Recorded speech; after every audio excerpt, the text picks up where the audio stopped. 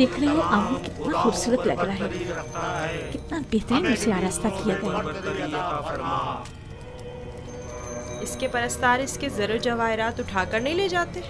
नहीं, काहिन जो मुहाफिज हैं, कोई भी ऐसी जुर्रत नहीं कर सकता। ऐसा ही होना चाहिए, वरना तो मुमकिन है चोर आमून के जेवरात चुरा कर ले जाए। मैं तो समझता था कि आमून उनकी हिफाजत करता है। जैसा आपने बताया तो आमून खुद अपनी हिफाजत के लिए काहिनों का मोहताज हुआ। तो इसमें क्या कबाहत है?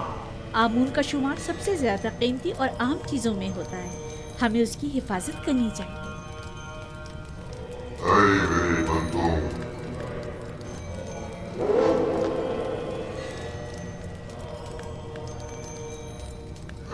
मेरे बंदों, तुम पर बरकतें नाज़िल हो। मैं आमून रात की istirahat के बाद बंदों के उमूर की अंजाम दही के लिए वापस लौट आया। मेरे इरादे से छुपकर सूरज तुलू हुआ और जिंदगी का आगाज हुआ। जाएं और मेरे लिए जो कि तुम्हारा खुदा हूँ, रिस्क की तलाश में जाए और इसके उसूल के लिए तगदौड़ करें, ताकि मैं अपने इरादों से तुम्हें रिस्क अता करूँ।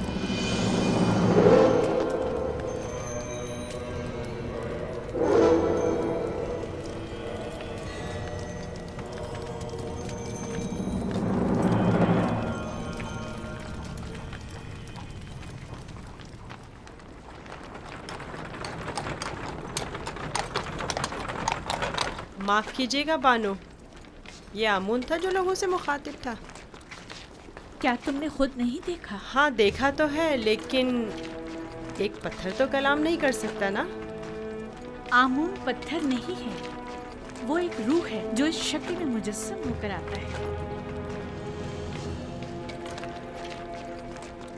मैं माफ़ी चाहता हूँ। आमून खुदावंद कुदरतमंद और बेनियाज है।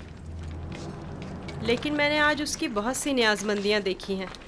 वो इस्तराहत का मोहताज था, वो लिबास व ज़ेवरात और गुस्ल का भी मोहताज था, हत्ता कि हरकत करने के लिए भी काहिनों का मोहताज था।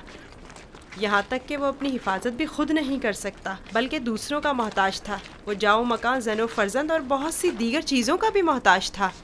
यानी हम जो खुद से चलते फिरते हैं, लिबास पहनने, सजने, संवरने, नहाने धोने पर कुदरत रखते हैं, आमून से ज्यादा बेनियाज और कुदरतमंद हैं। क्या नहीं है? मैंने खुद को उसके सामने आजिज महसूस किया। यूजासिफ बज़ाहिर एक बच्चा है। मैं उसके कई एक सवालात के जवाब देने से कासिर थी। मेरे पास कोई जवाब न था। बहुत से जवाबात तो खुद मेरे अपने लिए तसल्ली बख्श न थे। वो बहुत समझदार है।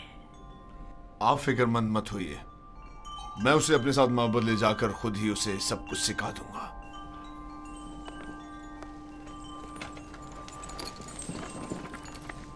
सच कहूं तो मुझे भी आमून के हवाले से शक में डाल दिया है।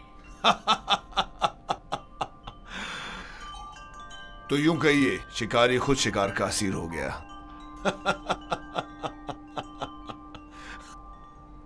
खाने का क्या हुआ? आज तो इतनी भूख है कि पूरा बकरा अकेले खा सकता हूं।